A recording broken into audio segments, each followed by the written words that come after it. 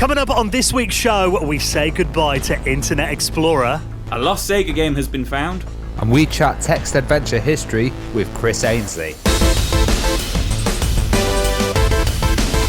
This week's episode is brought to you by Beer52, the world's most popular craft beer discovery club. Hello and welcome to the Retro Hour podcast, episode number 238, your weekly dose of retro gaming and technology news with me, Dan Wood. Me, Ravi Abbott. And me, Joe Fox. And welcome to this week's show, that best bit of the week, I think, just before the weekend, when we get to geek out for an hour or so about our favourite topic, retro video games. And I don't know about you guys, this really is the highlight of the week for me doing this. I haven't got really much to look forward to at the moment, so this is my week. I love the enthusiasm from Ravi. Yeah, for me, I absolutely love doing the show. Absolutely love it. And you know what else I absolutely love doing, Dan? I absolutely love doing our Patreon Hangouts. Yes, but this weekend.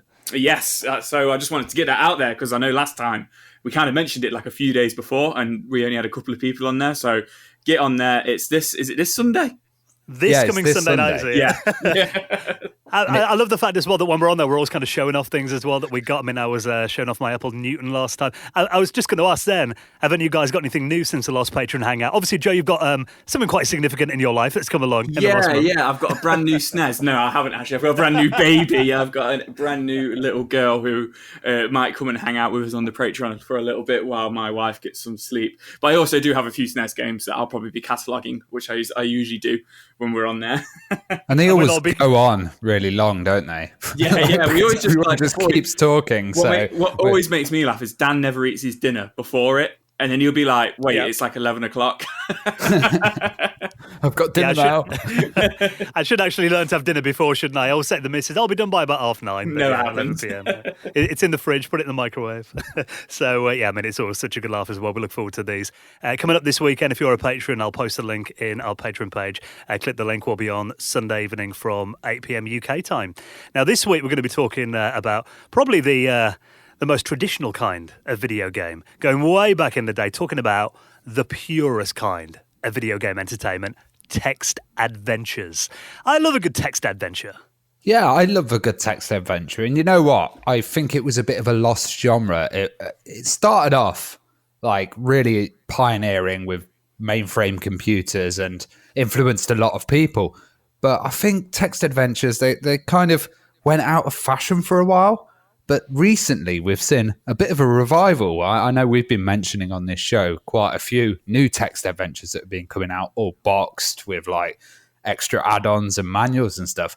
Well, this week we're going to be talking about the history of text adventures and its revival with Chris Ainsley, who's created Adventuron, which is basically a text adventure creation utility, but it's available on the web and on your mobile phone as well. Because text adventures, I mean, you're right, they did kind of go probably out of vogue in the mid-'80s, I think, when obviously computers became powerful enough to do graphics. I mean, I do remember an era when it was still text adventures, but there was also kind of graphics at the top half of the screen before, the point and click. And then point and click came and kind of took over the whole adventure genre, really. Yeah, I mean, I remember playing games like, Zork. I remember playing that, the old Infocom games, and Granny's Garden on the BBC Micro that did have graphics. But, I mean, that was kind of a text adventure game that, every kid used to play at school back then, and still one of the most terrifying games ever. We're talking about text adventures, though. I did remember something I'd forgotten until today. When I was a kid, my mum and I used to actually program video games in together from magazines. And I do remember that my auntie gave me a collection of these old programming mags called Input Magazine. And it was from like about 1982 to about 84. I got these in about maybe 89, 90. And I remember sitting with my mum and we programmed in a text adventure that span over, I think it was about 10 issues. It was absolutely massive. And then we got to the end of it and the thing didn't work. So even though we spent about like 6 weeks typing the bloody thing in. But I remember how, because before the days of like interpreters, they were really complicated games to program because it was kind of like the choose your own adventure books where you had to kind of take into account every eventual turn that the player would take and have all these different strands going on at once. And obviously the player could turn in any direction. It could interact in many different ways with different characters. So they're actually quite a complicated genre, I think, text adventure. Yeah, and they've also got an element of something that we have missing from modern games, which is imagination. And Yeah. I think, when you're reading a book, you're painting a picture in your head. You're kind of using your own imagination. And it's exactly the same with text adventures. And I think that's really been lost from gaming. I think it was Hitchhiker's Guide to the Galaxy, though, that kind of put me off text adventures, because as funny as that game was, I do remember it was, hilariously unfair. It'd be like, you spend about an hour in the game, then you brush your teeth, and it'd be like, oh dear, the house has collapsed on your head. Unfortunately, you're dead. It's like random things like that could set things off, but, they are just a brilliant genre. And I know you've been playing like some modern AI adventure games. Yeah, I've been looking at this AI that's actually writing a text adventure game called OpenAI, which is a part of Elon Musk's kind of organization. And my God, it's hilarious. Some of the results are really funny. So more on text adventures on the way with our special guest this week, Chris Ainsley. And speaking of the news, let's get straight into it this week then, because we have, it seems like we're talking about these every week at the moment, long lost games that have resurfaced again. But this one actually looks really special. We've got some footage of a cancelled Sega game that was set in the Sonic universe. And it kind of dates from that era in the early to mid-90s where it felt like we got a different platform game mascot coming along every couple of weeks. But this is a guy called Astropede, and it actually looks really good. Now, this is from a guy called Craig Stitt, who was actually an artist at Sega, and he was working on this game that they set in the Sonic 2 engine by the looks of it.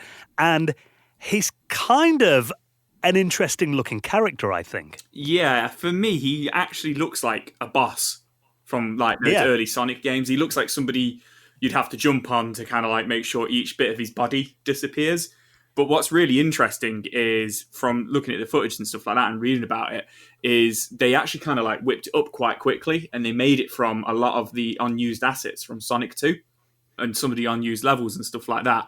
But it's got a killer soundtrack. And it did look like a really kind of interesting concept, because of, rather than collecting rings, you collect parts of his body, which then make him bigger. But I'm not too sure of what the idea behind that was. Like, if you got hit, you'd lose a piece of body or something. But it looks really interesting, and I'm not too sure why it didn't come out, because, like you say, every other week there was a new platformer. So maybe that was the reason. They just said there was too many platformers, or something like that coming out. But I think it looks really interesting, and it had nice graphics set in the Sonic universe, so you couldn't have gone wrong. Well, it seems to be like a rolling demo that's footage has been released of. We might see a ROM of it one day, who knows? But I'd say the physics look really good on it, really tight as well. Very much like a Sonic game, but more about balance and instead of just ramming and hitting stuff really fast. What I thought was quite interesting as well was, when I first looked at it, it reminded me of Sonic Spinball. But according to this article, they actually then used some of the assets from this in Sonic Spinball. Nice. So they made Sonic 2, then started making this from Sonic 2's unused assets, but then used some of those assets into Sonic Spinball, if that makes sense.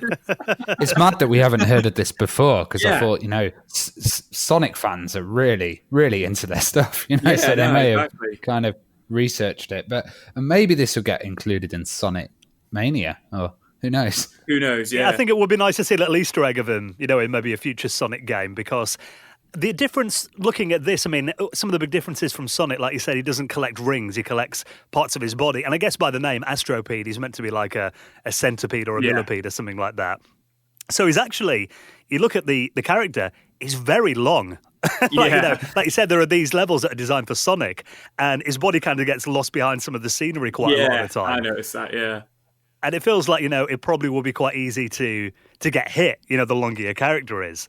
And also he's got a gun as well, so he can kind of jump and shoot, which I guess kind of does give him a bit more protection over Sonic, for example. Yeah, when I was watching the footage of it, I did think that kind of like, it made me like go, wait, what? That kind of thing. Because you just, from the look of the game and the feel and the vibe of it and everything, you'd thought, oh yeah, he's just going to jump on this guy. He's just going to, and then he just whips his gun out and starts shooting them. I was a bit like, oh, okay, fair enough. So there is a video, and it's about 12 minutes long, so there is quite a bit of the game that you can look at. It's been posted by Sega Bits. But I think, like you guys, I think it would be amazing if one day, this game does actually surface. And even if it's only a level or two, just getting, to play it would be incredible, I think. Now, let's talk about another story that's been all over this week. And there's something that I've got to admit did kind of make me smile a little bit, but I'm a bit torn on this one because it was something that I was never a fan of, and I probably only used it maybe once every 4 or 5 years when I got a new computer, generally to download another web browser. But this is Internet Explorer is being laid to rest by Microsoft after 25 years. They're killing it off. 20 years too late. Yeah. I wonder if it knows it's, when they switch it off, whether it knows it's been switched off for a couple of weeks. like it's gonna die slowly. Yeah, it just doesn't know what's going on or anything like that. You know what? Everybody takes the piss out of Internet Explorer. I have to use it like every day for work. Like it's the browser on our laptops. But there's nothing I can do about it. There's a reason you have to use it, and that was because Microsoft were basically knobs. Yeah. What they did was they basically went in there and packaged it with Windows. And the problem with Internet Explorer was it never fully adhered to web standards, and it had its own standards. They were trying to basically dominate and say, if we get Internet Explorer at number one, then these weird standards are going to kind of become the biggest thing. But as they did that, they destroyed Netscape. Right. And there was that great court case where Bill Gates is in the middle and they're doing a monopoly law case, and he's rocking up and down and he's trying to kind of get his way out of it. They actually won that. He's acting like a petulant child, isn't he, all the way through it? And they kind of won that case. But then Netscape turned into Mozilla, which then turned into Firefox and came around and kicked him in the arse. But the main thing is, I think that it sums up bad 90s practice to me, and bad kind of monopoly, and not really thinking about the users and the experience of the internet, more thinking about kind of dominating with software. Like, I used to love Netscape. I used to think it was one of the greatest browsers, and it was a little bit out of date then. It was about 2 years behind. Mosaic was about 5 years behind, and I never really used Mosaic. But when Internet Explorer came, it did become the default, but it really did hurt me. It was like, what are they doing? And it drove a lot of hate for Microsoft.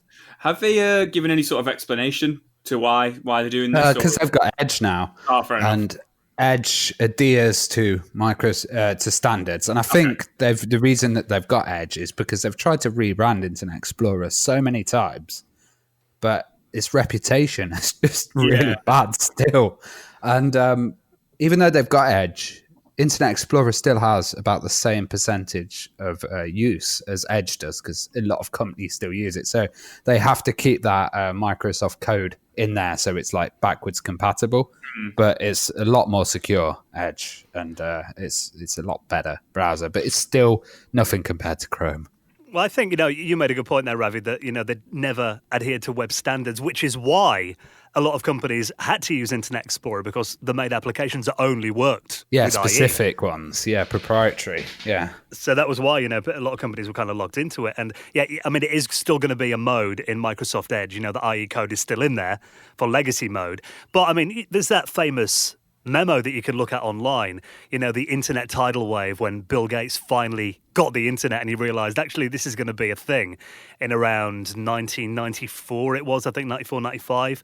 And, Netscape had I think it was an 80 or 90% market share in 1995. And then it was down to single digits by 1998. So Internet Explorer came along and just absolutely took over everything.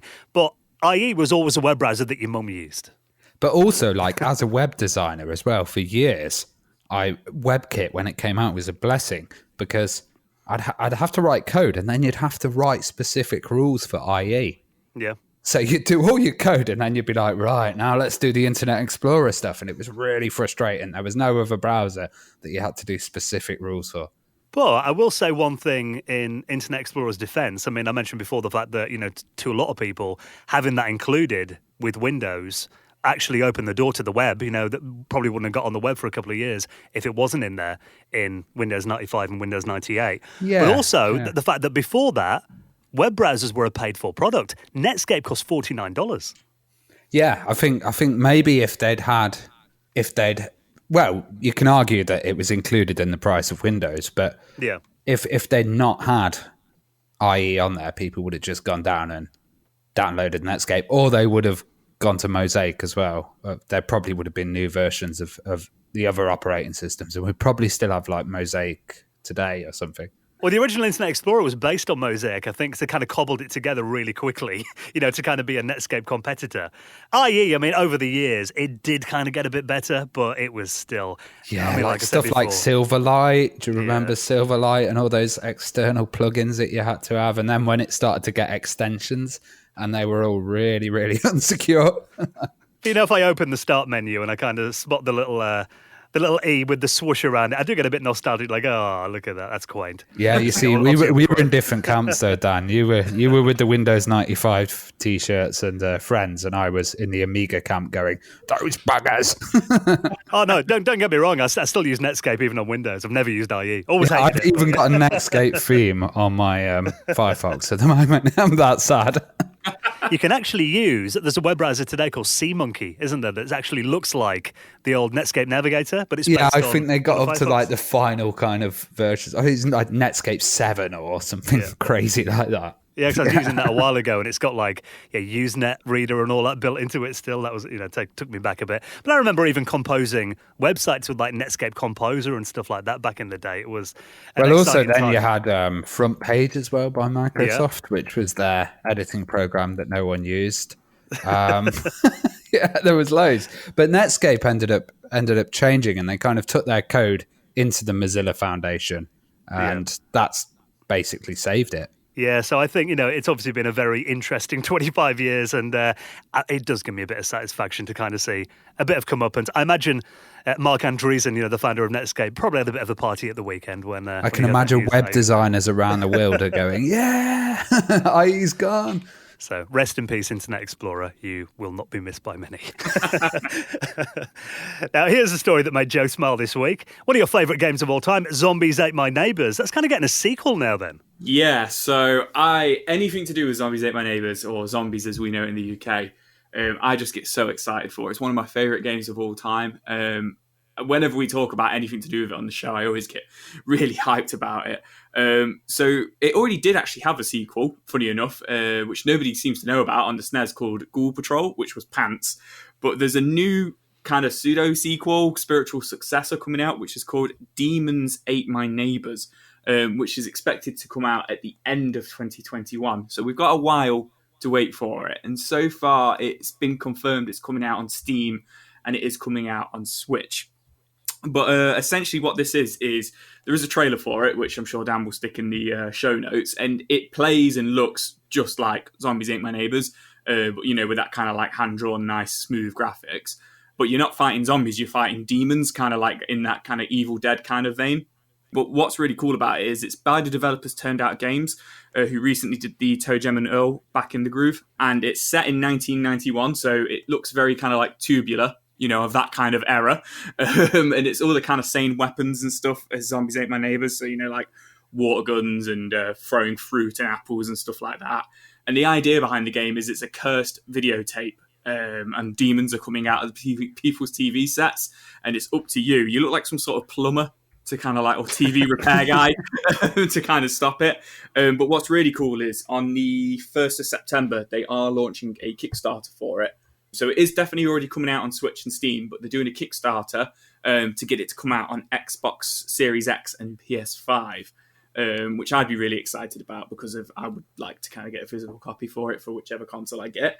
But the goal is $175,000, but they have said if they hit that, they're going to improve the game as it is coming out anyway. They're going to put more enemies in it, more levels, and just kind of like touch up the graphics and stuff like that. And it's got good credentials behind this as well. I mean, he said, Turned Out Games. Human Nature Studios are involved as well. They did Toe Gem and Earl Back in the Groove. Obviously, we did an episode with those guys. But also looking at the people who've worked on the game, you've got T. Lopes on there, who was on, he worked on Sonic Mania and Wonder Boy as well, the new version of Wonder Boy. So you've actually got some people with great credentials in making successful retro-style games involved in this as well. I love the fact that it's going to have a local co-op mode too. Yeah. It's not just all online play. Yeah, no, it's definitely something I'm excited about because it's something, I can sit down and play with my friends or sit down and play with my wife and, shout at her when she uses all our lives with the 5 levels. And it's just something I miss. You just don't get that with modern games. So, like I say, I'm always super excited for anything to do with Zombies Ain't My Neighbors. It's got that kind of Hawaii shakedown, modern retro kind of look as well. Yeah, 100%. And I love that modern retro look. And a lot of games are doing it recently, but I think a lot of games are nailing it as well recently. Like, it doesn't look pants. It looks very green. Yeah. There's a lot of. It does look quite green. There's a lot of like slime and stuff like that, but there's a lot of like outdoor levels and stuff. But the graphics.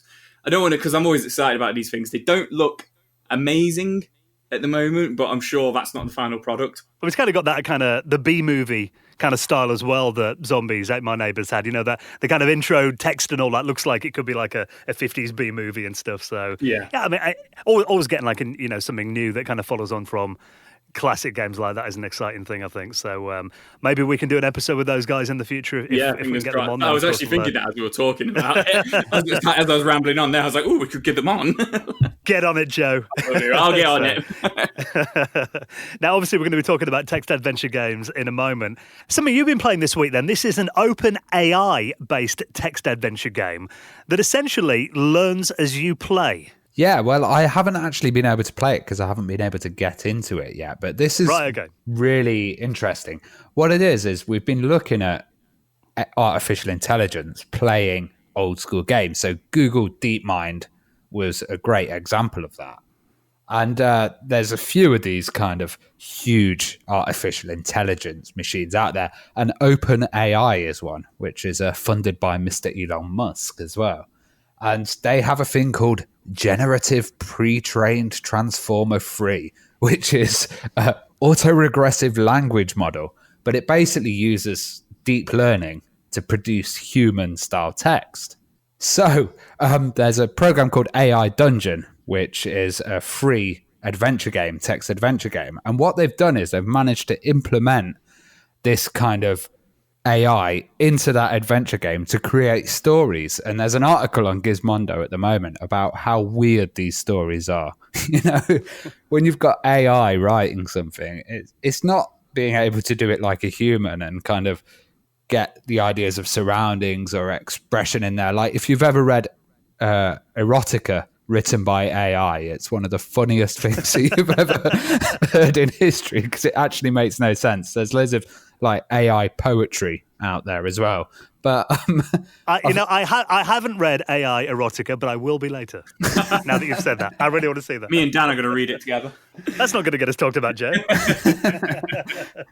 And in this story here on Gizmodo, there is actually a little excerpt from the auto-generated text and stuff. It's like a woman found a human skull in her garbage can. Upon arriving, you notice the damp dirt clings to the skull, making it seem as if someone dug it up recently. The lower jaw is missing, and only 2 teeth remain.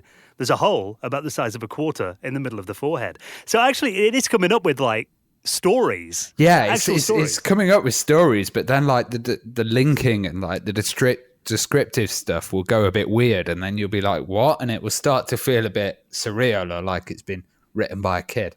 That felt quite surreal then, just like it's just that little excerpt. Then I was like, ooh, like thinking about it. What happens next? Yeah, like, oh my God. The stories are unlimited as well because it's auto-generated. So literally every time you're going to use it, it's going to be a new, completely random story of something that you can't think of at all that this AI is going to produce. It's crazy. So did these games have endings then, or is it kind of like the story will just go on forever? I don't know. Yeah, maybe it might like set goals that you have to achieve, but you might not know what the goals are, or they might be abstract. Who knows? I need to get on it. But at the moment, you can't get on it. You need to register and then kind of pay for subscription on this AI dungeon.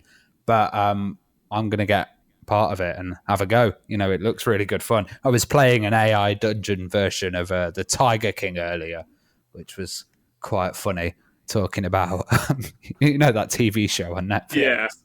Yeah, and it was like, you've got to cut costs, get rid of all your staff. And I was like, hire local teenagers. Shoot some tigers. Yeah. Hire some crackheads. A lot of these are like web-based, and that one you were playing is that's web-based. You can get it for Android as well. I've always found AI procedural games interesting. I remember, a really basic example of that. Did you ever use a program called Eliza? No. This was, I think it was on the Commodore 64 and other platforms like that. I had a version on the Amiga as well, and I think it came on a cover disc. So essentially what this was an artificial intelligence counselor. So it would ask you, like, how are you feeling today? And you'd be like, a bit down in the dumps, had a stressful day. And it would look at, like, keywords in there. What was stressful about your day? And it would, it kind of go through and kind of counsel you based on these, responses that you've given to it. Obviously, it was very basic, being that this was, I think it was actually made in the 70s originally. But even the foundations of it back then, I found that, the machine's kind of learning from what you were telling it. And obviously its vocabulary would build up the more words you gave it. I always found that really interesting. But did it reassure you in the end? Change your mood? Exactly. Yeah, come out and look all jolly afterwards. Oh, thanks, Eliza. What a great day I'm going to have now. Yeah, if you're ever feeling down, pop that disc in. It'll put you in the best mood. But yeah, I mean, this kind of stuff, using AI for just kind of these unlimited stories, that could just go on forever. I think it's a really good use of it. So I'm sure Ravi can find a few examples we can put in the show notes if you want to try out some web-based AI games. Now, before we chat all about text adventures with our special guest this week, Chris Ainsley, this looked quite cool. This is a thing called the App Boy. Essentially, you can build your own tiny retro gaming console. Yeah, this is awesome. It's like a little PCB, basically, and it's got all the sections for the components. You can put them in, solder it yourself. You've got a OLED screen, but also you can use an Arduino to kind of program it. And I saw that they were playing asteroids on it and quite a few nice little items. Yeah, I see Space Invaders running on it here as well. I've got to admit, this does look very, very street. If you want to look hardcore with this, you're essentially holding a PCB with a couple of switches on it, and the chips are all exposed and everything, and it's not in a case or anything. I was just thinking I'd cut my fingers up on this, trying to play it, or you put it in your pocket and you go to pull it out, and it's just like caught on all the threads or something from your jeans. Yeah, you snag some solder on the bottom of the USB port. Yeah, I think it's like fully homemade kind of board, and you can basically print them yourself. The PCBs, and then get the parts list and kind of build it. But maybe people will make cases in the future. It's got cool stuff like a micro USB port as well. It's got little LEDs on there, so it might be customizable. You could add some fat speakers on there, a big sub. Who knows? And if it's Arduino based, I guess you can run like emulation platforms and stuff on it. Yeah, you can program on it. Like, it'd be good to get Pico 8 or something on there, wouldn't it? Yeah, I remember being at school and like building little radios and, Morse code transmitters and stuff like that. Yeah, little kits, I'd love to have built this at school. This looks awesome. Kind of making your own Game Boy. Never thought I'd see the day when you can do that. Looks really good. So if you want to check that out, that'd be a good little hobby project to do on the weekend. It doesn't look that complicated either, actually, which I think is quite good. Yeah, it's all laid out really simply. There's like, you can't actually see the traces really on the front one. You can follow them, but they've all been painted over. And it's by a guy called Arnav Sharma. Yes, I'd get one of these and just wouldn't show anyone my soldering on the back. Yeah, just don't turn it round. So if you want to find out how to get one of those, we'll put that and everything else we talked about this week in our show notes at theretrohour.com. Now, we'll do our Hall of Fame in just a minute, remind you how you can get involved in our Patrons Hangout that's coming up this weekend too. Before we do that, let's give a huge thank you to one of our favourite companies in the world who have supported this week's episode of the Retro Hour podcast and actually supported this show for a couple of years now. Really good friends of ours, our good mates at Beer 52. Now, we all go warm and cosy when we hear the words free beer. And of course, with it being this time of year now, coming towards the end of summer here in the Northern Hemisphere, not many days left to go out in the garden and soak up the sunshine, but we want to get you involved in this right now. Get your own case of Beer 52, 8 craft beers, sourced and curated from the best breweries on the planet for free. Now, all you got to do is head to this website right now, tap this in your phone, beer52.com/retro. All you have to do is cover £5.95 for the postage, and they will send you 8 free craft beers in the post on us. And of course, for doing that, you'll be helping out the podcast as well. And us three guys, we all like a drink now and then, and we're all big fans of Beer 52 as well. It's pretty much a case of beer. I was surprised about how long it lasted. It's a really good deal though.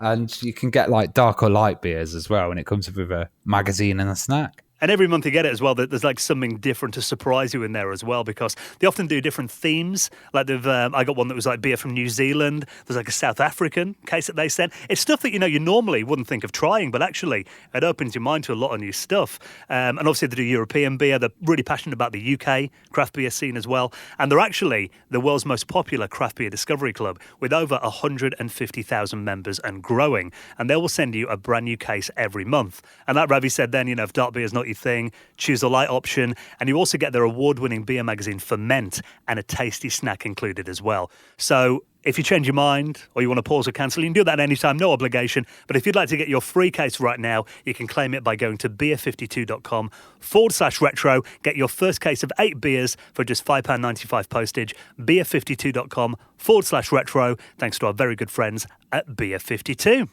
So Patrons Hangout coming up this weekend. And of course, if you want to support this podcast, a really good way to do that is by nipping onto our website, theretrohour.com, and clicking on that little supporters tab. And we have lots of different tiers on our Patreon. I mean, essentially, you can help out this show and make sure it keeps going into the future for, I think our lowest tier is $4 a month.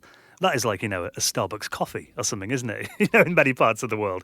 So for just $1 a month, you could help out this show and keep it going. And of course, you will get a mention in a future episode on the Retro Hour Hall of Fame. Like this week, thank you so much to Alexandra Fillion, Oscar Jacobson, Chris Hull, Patrick Breger, and Leah Pansumo, who all made donations into the running of the show. And if you'd like to help us out, of course, at the moment, we're getting our home studios kitted out as well. I've made a little shopping list that is really going to help out with this show. It will mean that Joe doesn't have to lie on the floor in his gaming room with a 13-year-old laptop and a USB microphone to do this show. You sounded like I live in like a cave and like I'm squatting. I don't have expect an improvement in sound quality in the next couple of weeks, I'd say. You won't be able to hear the water dripping off the walls in Joe's dark dungeon that he has to do the show from. Thank you very much. Yeah. Thank you so much for your help, guys, so far. And if you'd like to join us on Sunday night, of course, the link will be in our Patreon at theretrohour.com. Right, then let's talk about text adventure games with this week's special guest. Chris Ainsley is next on the Retro Hour podcast.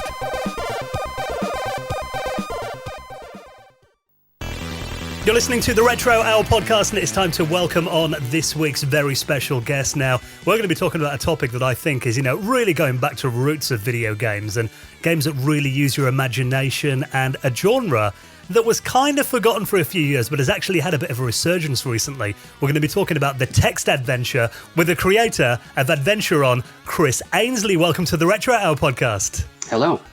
Great to have you on, Chris. Now, before we get into the kind of the history of text adventure games and the projects that you're working on these days, I mean, where did it kind of all begin for you then? Do you remember your earliest text adventure experience? It's a little bit hazy. It was either The Hobbit, which I remember the family went on a shopping trip down to the local Comet, and we got this really expensive game for the Spectrum, which had a book inside. So that The Hobbit was a very early experience, but it could have been Smuggler's Cove as well, which was a game with a much smaller cassette by Quicksilver. So it was either one of those two. What memories do you have of those then? Well, The Hobbit was a really kind of family communal experience. So the family would play it together. And I remember us all getting stuck trying to climb into the barrel in The Hobbit. And my mother just brings up The Hobbit all the time because she absolutely loved that adventure. Well, we've heard from a lot of our guests that the roots of text adventures and video games were based on Colossal Cave's adventure, and that was on the PDP-10 mainframe. So how important was that title? Well, I think it was extremely important because it was really the first adventure game. So it established the rules of the genre, how to navigate, how to pick up objects, how to solve puzzles. It was a verb-down style adventure game, and pretty much everything that followed on from the Colossal Cave adventure. And that was by Will Crowther, wasn't it? And it ended up getting ported to many other mainframe systems. Yes, yeah. It was a revelation on campus. I understand. I was a bit too young to go through that myself, but it was really kind of a rite of passage to port adventure. It's really weird to think that game came out of a kind of caving enthusiast making a game about exploring caves, and then that kind of this whole genre. It was based on a real cave cluster, I understand, and it was mapped before it was coded. It's interesting to think how much money these like early text adventure games universities were spending, because obviously those mainframes weren't cheap to run. Yeah, they must have cost millions actually for people to play these games back then, I guess. Yeah, I mean, I don't think anybody was playing these games in their own home. They would have to go to university, and they would have to go to the science lab to play these games. So a lot of people were kind of sneaking into the campuses at night to play these games. Well, if we're talking about text adventures, we were mentioning before in the start of the show that really, I mean, text adventures, like I said before, it's a pure kind of gaming. We kind of equate it to, reading a book as opposed to watching a movie, because it really uses your imagination. And what kind of skills did text adventure fans develop back then? Obviously, I mean, I imagine hand-drawing maps was probably a thing. Yeah, I think in the early days, because there was no graphical representation of maps, it was part of the fun to explore the world, to draw the maps. And the game makers really experimented with navigation. So they often had crazy ways of navigating between locations. So you go east to a location, and then to get back to the same location, you might need to go southwest. So there were some really crazy maps that came out with that, but that was part of the fun in that era. Well, Scott Adams' Adventure was the first text adventure game for micros. How many standards did that game set? I think it was probably the most important game. After Adventure, it really just set the standard, because Scott Adams was trying to fit this huge mainframe game into 16 kilobytes of memory. So essentially, he had to reduce the game down to the most minimal components: locations, objects, puzzles, and just boiled it down to like, where am I? What am I carrying? What's here? And what can I do to transform the environment? So he really invented the modern text adventure game, at least until Infocom came along a little bit later. And he created the parser, right? So what is a parser? A parser is something that takes text that you enter into a computer and turns it into some internal representation. In the early days, Scott Adams' parser was really just looking at either one word or two words. So you could navigate using north and south. That would be one word, or two words like a verb and a noun. So get, apple, throw, coin, words like that. So a parser would just turn text into a verb and a noun, essentially. And that would help it kind of fit on this really small size. Yeah, because then you could essentially tokenize. You could just turn these words into numbers. Then you could have a little statement in there saying, if it's this number in this scenario, then do this. And it helped to shrink down the code. So I was talking before on the show about an adventure game that my mum and I tried to program when I was a kid, and it was we literally put like every different variant of what the player could do into the basic code, and it ended up being massive, and then it didn't work at the end. But I imagine when parsers came along, having that really made sense, because I always wondered like how did it kind of take into account all the different options that a player might go for, and how did they have all these different variables in there? Well, I mean, there are some tricks. The first is that if you limit your nouns, then the player is not going to try something on something that doesn't exist in the scene. So if you don't list a giraffe in the scene, then the game doesn't have to respond to anything with a giraffe in. So you limit your nouns to just things that you want the player to do. And that actually helps the player because it gives them a scope of the game. And you also have catch-all statements. So if you examine something that isn't there, you see nothing special. So whether something is there or whether something isn't there, it'll say you see nothing special. And that's a great way of saving memory, because it's just a catch-all statement in case it's something you didn't code. And outside of the kind of pioneers and elite coders and guys using the university mainframe, I guess this was the first exposure, Adventureland, for many people, being on like the TRS-80 and the Spectrum and all these different machines. Yeah, I imagine so. Again, I'm a little bit too young to have gone through that myself, but it must have been a revelation to get that in your home environment, to have it on your own television screen or have it on your own monitor. And it was ported to pretty much every platform. I mean, there's a version for the Spectrum, a Commodore 64, Apple II. It was a really seminal text adventure game. Well, when I was a kid, I used to read these choose your own adventure books, where you'd get to the end of a chapter and it'd be like, you can pick your options, and if you do this, go to page 100. If you do this, go to page 150. I mean, is it kind of a connection with text adventures and physical game books?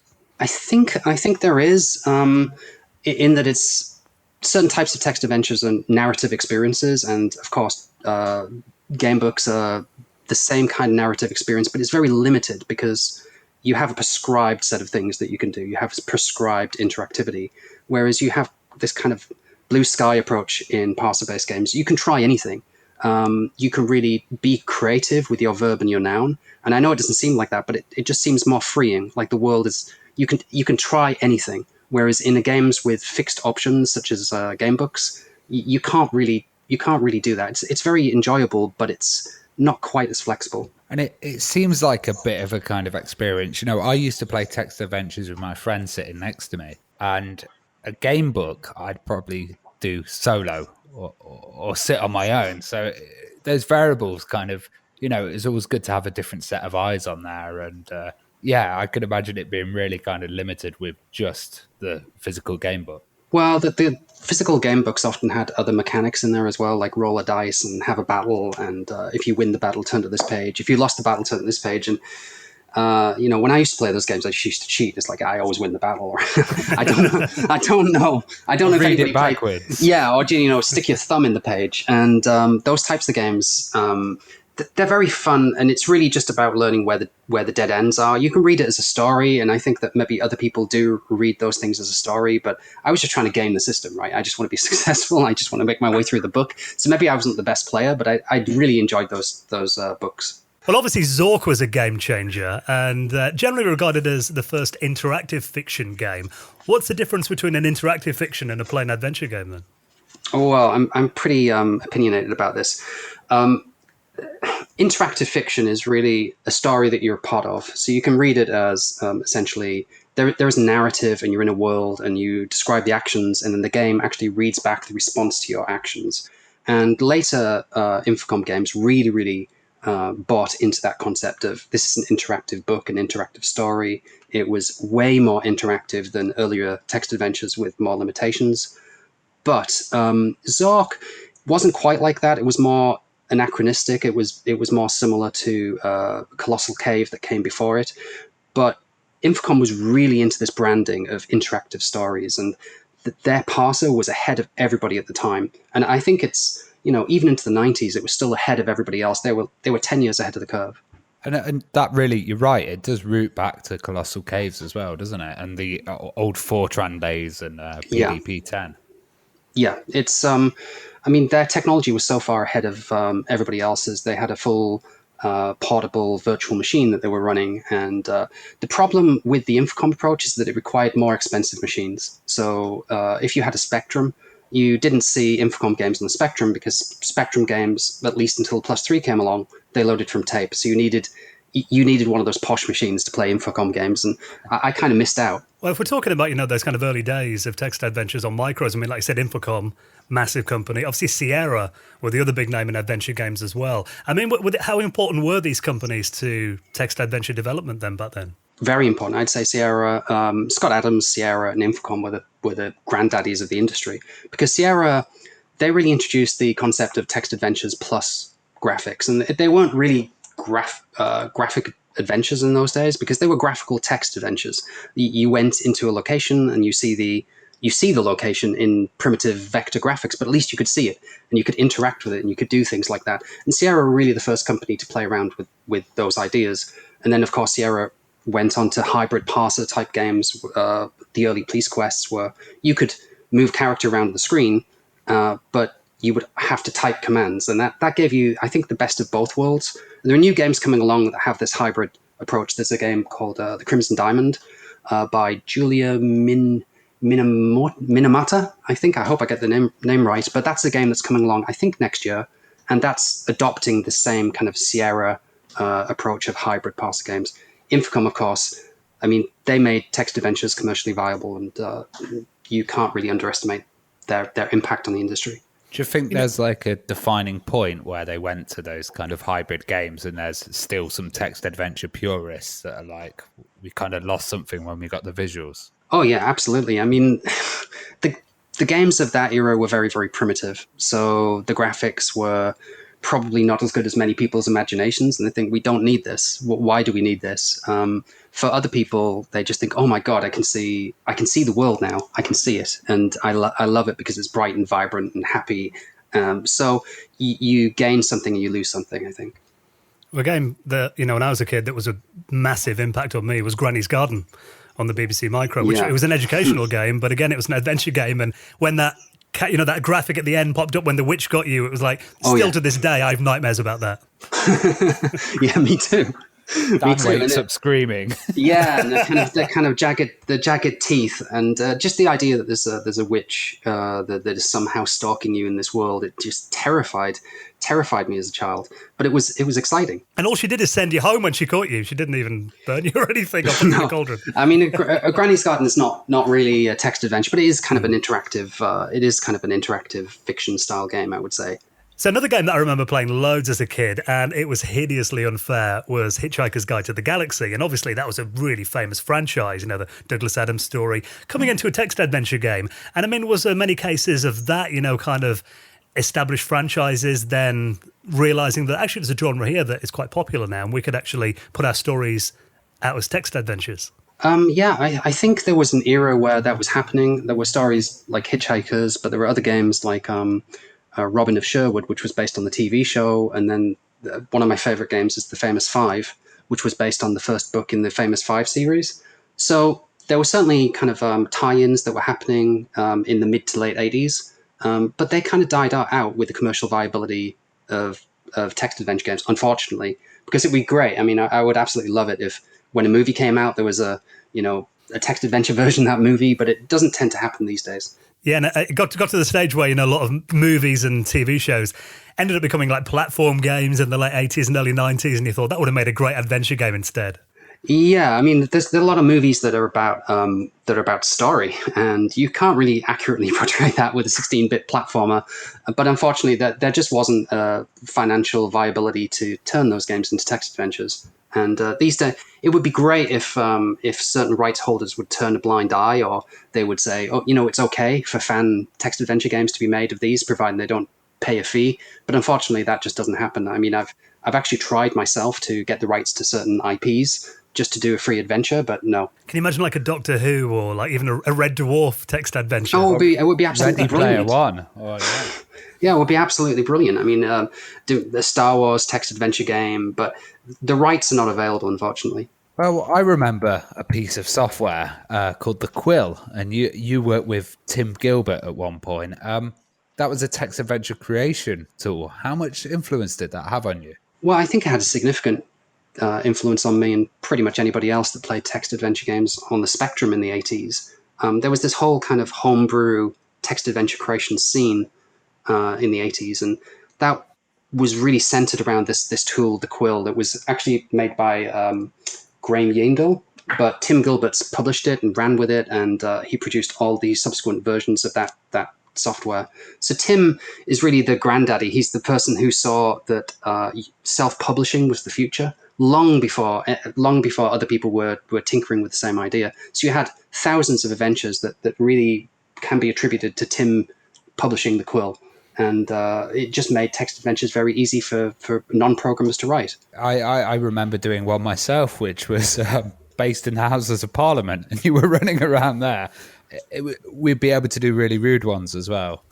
We'd always be right. Trust you. Really rude text adventures for ourselves. Did you ever write a text adventure as a kid then, Chris? Was it when did you try writing your own? Actually, the first time I wrote a text adventure was with Adventuron. I had the Quill when I was younger, but I just wasn't that creative, unfortunately. I just ended up making a game of my house, which I think a lot of people ended up doing in those days. So really, the first time that I've written a text adventure was about 2 years ago. And I think I've got a lot better since I was a child, but yeah. Well, what are the more unusual text adventure games that you've found? And are there any really weird titles? Yeah, there are quite a few. There's a game called Trolley Mania by Gareth Pitchford, and you basically have to collect trolleys for a supermarket. It's so mundane, it's brilliant. And there's a game called Untitled Bowerbird Game, and this is by Benjamin and Ellen Rageb. I hope I pronounced that correctly. And that's about collecting shiny items to attract a mate. So that's pretty fun. But the one that's kind of sticks in my mind and a lot of people's mind is Jaws, the text adventure game, which is that you're the shark and you have to kind of swim around the beaches and eat the various tourists in the sea. So that's kind of silly. That sounds wicked from the shark's perspective. From the shark's perspective, yeah. Well, that adventure games obviously morphed into point and click games when, the late 80s and the 16-bit machines kind of came around. Actually, a bit before that with like Zap McCracken and games like that. Why do you think the text adventure declined then? Do you think it was just due to the more graphical prowess of those machines? I think it was that the market stayed stagnant for for textual games, but it was growing for everything else. So technology was moving forward and everybody was into graphics. That just seemed to be the logical progression. Text-only adventures stayed around, but I don't think the mass market followed text-only adventures. After Infocom stopped publishing, then I think there wasn't much commercial viability left. What about your personal history? Did you kind of stick with text adventures and kind of keep playing ones you could find? Or Yeah, I did. I mean, I had my Spectrum until the early 90s, and then I had a Sam Coupe after that. So I really had these kind of lower spec machines. So I was buying homebrew software from Zenobi. So Zenobi was still, I think it was the last publisher that was publishing for the Spectrum commercially. So they was publishing up to about 96 or 97. And so I was buying text adventures from Zenobi. It was interesting because we were talking about that time period recently, and it was a bit of a resurgence after when mobile phones came in with the smaller screens and stuff like the Nokias. Like it was just text, and there was games like on WAP and stuff like that. It would have been fantastic if there was a kind of text adventure revival then. Yeah, it would have been, but I think the screens were still a little bit too small. You could have probably done a Scott Adams style adventure game using those screens, and probably some people did miss a trick by not doing that.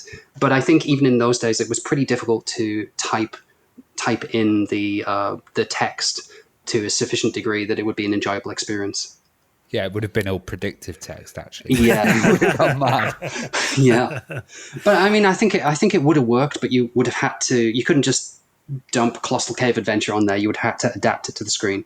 And I could do pretty quick sentences with that. It was a T9 keyboard, wasn't it? I was a whiz on my Nokia 3310, I must admit. Yeah, well, 3310 was a brilliant phone. Even like, in the 90s, I remember like the public domain scene kind of kept text adventure games alive somewhat, didn't it? Yeah, that's right. Graham Nelson created a tool called Inform, and that was created in the early 90s. And Graham just keeps going. He's produced Inform 1 to 7. I think 7 was released in 2006, and it's brilliant from a technical perspective. Absolutely brilliant. And I think that really helped the community survive. And there are yearly competitions that mostly revolve around Inform and some of these other non-parser-based interactive fiction systems. So today, text adventures have kind of seen a bit of a comeback, and obviously we're going to get into Adventuron in just a moment. Why do you think that now seems to be the time when people are kind of rediscovering this genre? It's probably just what is old is new again. Everybody's forgotten about text adventure games, so if something's so old that you don't know it, then when you discover it again, it's brand new. So I think it's just one of these things that if you really want to get it into making a game, why not make the simplest kind of game that you can conceive of? And the text adventure game is pretty easy to write. It's not easy to write a good one, but it is easy to write one. So I think that's part of the reason. The other part is that the tools are just getting better. So Adventuron is one tool, but there are many other tools that are improving at the moment, and there are more options than ever, I would say. Are these game jams or gaming competitions helping like just get loads of titles out really quickly? I think so. I mean, there's been an annual competition, IF Comp, that occurs every year, and this generally is based around more narrative-focused games. But the Adventuron game jams are kind of more focused on anachronistic kind of games that you might have encountered in the late 70s and early 80s. So the Adventuron game jams are kind of keeping that side of things up, I think. Well, let's talk about Adventuron then. I mean, for people that might not be familiar with it, give us kind of the background on it, where the idea came from and why it was needed and what it does. Well, it was never really intended to be a text adventure system. Originally, it was going to be a gamebook engine, and it was a technology demo. I'm a software developer, and I was developing some language-based technology, and I needed a demo that was business agnostic. So I thought, wouldn't it be fun if I made a gamebook engine? And it kind of morphed into Adventuron, which then became a parser engine, and now Adventuron is actually going back to being a hybrid and gamebook engine as well. So it really just came from, I need a technical demo, but then once I had it, it was so fun to iterate over that, and I could see the benefits for education. So I really leaned into the education side of it's a really interesting way to learn to code. Well, part of that learning to code is having examples, and Excalibur is actually built into the game. So you bought the rights. So why was that game so important to have there as a built-in kind of tutorial? I think it was just important to have a game that was simple for beginners to play. So Excalibur was a game that I bought from my local pet shop in Thornaby. I guess it would have been about 87 or 88. And it had these rich, vibrant graphics. And as you do things inside the game, the graphics change. So you had this interactivity. And I just really enjoyed the experience as a child. So I thought, well, if that was my experience as a child, then why don't I just, bet on that horse, because I already know that's pretty good for children. So I contacted Alternative, purchased the rights, and worked that into the Adventuron tutorial. And I think, the idea of having a text adventure creation system on modern systems is an amazing thing to have. How do people go about making a game in Adventuron then, and what can it run on? So it's very easy if you have a desktop-based browser, because it actually requires a keyboard to do the coding. I could have built mobile menus, but it's a lot more work. As long as you have a desktop browser, you just go straight to the website, and essentially you have a canvas, and you press Control and Space, which is autocomplete. And it will just essentially give you a tutorial on the left-hand side. You follow the steps, and at the end of the tutorial, you've built a genuine 1980s text adventure game, Excalibur. There are shorter tutorials as well, but essentially you have 3 panels: tutorial panel on the left, coding panel in the middle, and play your game on the right. And that's how it works. And is it a custom language then that it's working in? Or? Yes, it's working in this custom object notation language, which was something I developed prior to Adventuron, which I just thought would work for this particular problem. And I imagine it makes making your own adventure game a lot easier than trying to do it in BASIC or something back in the day. Yeah, I think you can go very far, very fast with Adventuron. You probably hit your head on the ceiling if you're really trying to do something extraordinarily complex, and Adventuron will get more powerful, but it's at least as powerful as the Quill, and probably a lot more powerful in many ways. Well, we've seen lots of titles coming out, and one of them was a Spooky Adventure, and you've worked with Horsenberger, who does some absolutely amazing teletext style art. Can you tell us more about this, and do you think we'd see any teletext crossovers in the future? I love teletext graphics. In the wintertime, I loved those advent calendars that you used to get on, Channel 4, and you press reveal. I absolutely love those style of graphics. So I was following Horsenberger for a while, and I wanted to make a text adventure with some interactive graphics, and I just thought teletext and the old kind of BBC style font. So I contacted Steve. He put together some graphics, and I essentially just thought of spooky scenes that I wanted to have in a game. And then once I had the graphics, I thought, okay, now I have to make a game around the graphics. So that's how the adventure really just started with the graphics. And then I just thought, well, okay, make a game. And it's that kind of BBC Micro Mode 7, I think it wasn't it? Yeah. The teletext mode. Yeah, it looks gorgeous, actually. I mean, I was quite surprised how good it looks, but I think that's really down to Steve, and it's really down to the author of the font, Andrew Bullhuck. I think he made the Mode 7 font. Brilliant. Well, have you seen any other titles coming out on Adventuron, and have you been impressed by them? I mean, there've been a lot of amazing games coming out. It depends what type of game you like. There are some very nice treasure hunt games. There's Treasures of Hollow Hill by John Blythe. The recent competition was won by D. Cook, and it's a game called One More Thing. There are roughly about 70 to 80 adventure games now written in Adventuron, and just trying to think what my favorite is. I couldn't pick a favorite because I run these jams, and certainly couldn't pick a favorite. Are there any that we should look out for, and any that you'd recommend people try first? If you just want to understand, want to have a fun experience, then I would try one of the TALP adventures first, which is Excalibur. It has a built-in tutorial. So if you're introducing text adventure games to children, for example, use one of the TALP games, Text Adventure Literacy Project, And that will talk you through all the basics of how to play a game, how to go north, how to go south, how to look in your pockets, get things, solve puzzles. So I think that those games are more enjoyable for children. For adults, maybe The Beast is a good game, and that's a part of a game from 1988 by Linda Doty. So you mentioned the text adventure literacy project, which I know you're behind. Can you tell us a bit more about that then? What is it and where did the idea come from? Well, the idea just came from, I wanted to make an easy way for people to search for adventures that were suitable for children. Given that modern audiences don't know how to play text adventure games, it's nearly impossible to find a text adventure game that assumes zero knowledge. So just basically adding TALP in the description of your text adventure game would make it easy to find those games. And to be one of those games, you have to have an adventure that essentially teaches you the basic fundamentals, how to go north, south, pick up. It has to have graphics. It has to be something that would be engaging for a first-time player of text adventure games that has no prior knowledge. Do you find that people's attention span has kind of changed? Because I remember when I was a kid, I would sit there typing in open space door.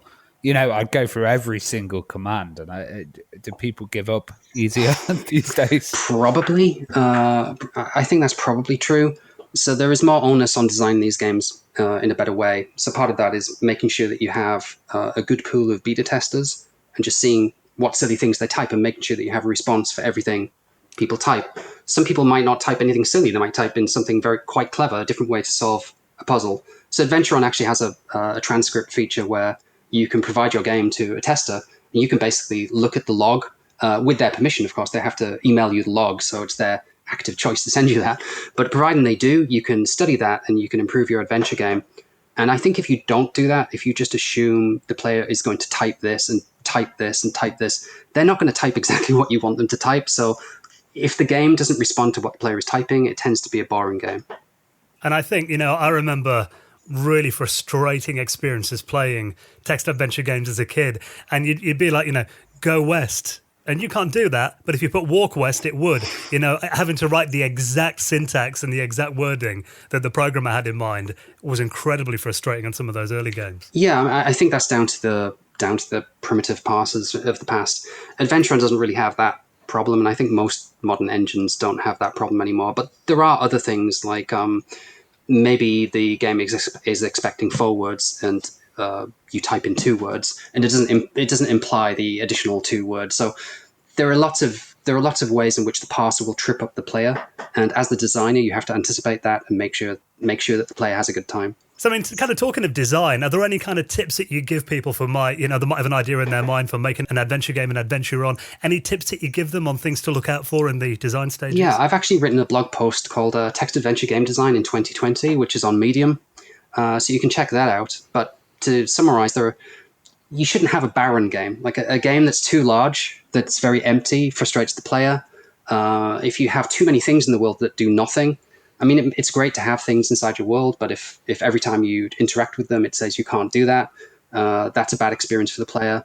To expect that the player can mind read like a weird solution to a puzzle, that's bad design. So that there are all these kind of points that you should consider if you're writing a modern text adventure game. It's very easy to write a bad text adventure game, but with a little bit of work, it's not too hard to write a good adventure game. I think as well, kind of thinking how the player's going to experience the game is probably an important point. We've talked to people before who've worked for big software companies on games, but they kind of get their head that into the game and they're playing it every single day.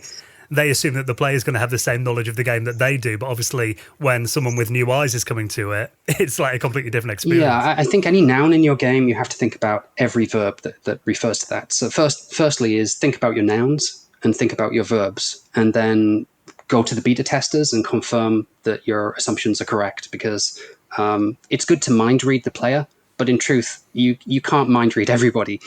Different people are going to have different experiences. But if in general, the game responds in a good way to most things that you type, most people are forgiving. Well, let's talk a little bit about Dad, if I've said that correctly. Dad. Dad. Okay. It's another text adventure creator, but this has interesting roots. It was found in an attic, right? Yeah, that's correct. I'm not 100% familiar with the story of how it was found, but I believe there were a number of discs that were discovered, and then Spanish users had them for a little while, and they were making text adventures in Spanish language. Then a gentleman named Stefan Vogt went straight to Tim and got access to the English version of the interpreter. So now there are Spanish versions of the interpreter and English versions of the interpreter. And that's kind of had a recent revival as well, and there's a few people making titles for that adventure writer. Yeah, that's correct. So Dart actually operates on text files, so you can compile the Dart text adventure game from the command line. And the great thing about Dart is that it targets a lot of retro systems. So if you have a Dart text adventure, you can target Amiga, Commodore 64, Spectrum, Amstrad. So it's a really, really nice cross-platform text adventure authoring system, and it's very, very small. I think the executable is like 11 or 12K. So you can write it and then basically output it to all of these cross-compile. Yeah, it's not straight through for every platform. You have to account for how much text can fit on different platform screens. So it's a little bit tricky in some ways, but it's not too tricky.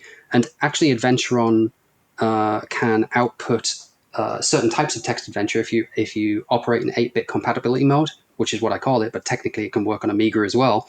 If you operate in that mode, you can export some Adventuron text adventures to Dart, so you can play your Adventuron text adventures on Spectrum, and even the new Spectrum Next that's supported. Oh, I've just backed the Spectrum Next. Know exactly what I'm going to do when it arrives now. Yeah. Play one of my old dirty text adventures. Yeah, Ravi's Houses of Parliament text adventure. I'm going to get that on there. Well, actually, the Spectrum Next is a very interesting platform. It's obviously been like a modern retro platform. I mean, what's kind of the adventure game scene like at the moment on retro systems and these kind of new ones that are coming out? I think it's really kind of kicking off. Retro text adventures are really taking off at the moment because you have systems like Dart. There's another system called Osmu on Commodore 64, which is a Z-Machine interpreter, and Z-Machine is the virtual machine that was used by Infocom. And there is a system called Puny Inform, which will allow you to write games that target anything with an Infocom interpreter. So it's really, really, the community is building at the moment, and there are lots of games on the horizon. Well, Chris, it's been amazing to get your memories of text adventure games, and also, if people want to get started with Adventuron, I'll put a link in our show notes, and obviously to that Medium blog that you mentioned as well. I mean, what's kind of your plans for Adventuron? Where do you want to take it in the future? Well, I'm looking at improving it and adding better gamebook support, auto maps, better visual development tools, more accessible, and hopefully it's going to take off in education. Yeah, I think, if there's anything guaranteed to get kids' minds fired up, I think even today, you talk about all the distractions kids have got and having the internet and games consoles and everything. I think, actually making a game yourself and putting your own story onto a screen that you can get other people to play, there is still something magical about that experience, I imagine. I think so. Excellent. Let's keep text adventures alive, Chris. It's nice to talk to you. All right. Thank you very much.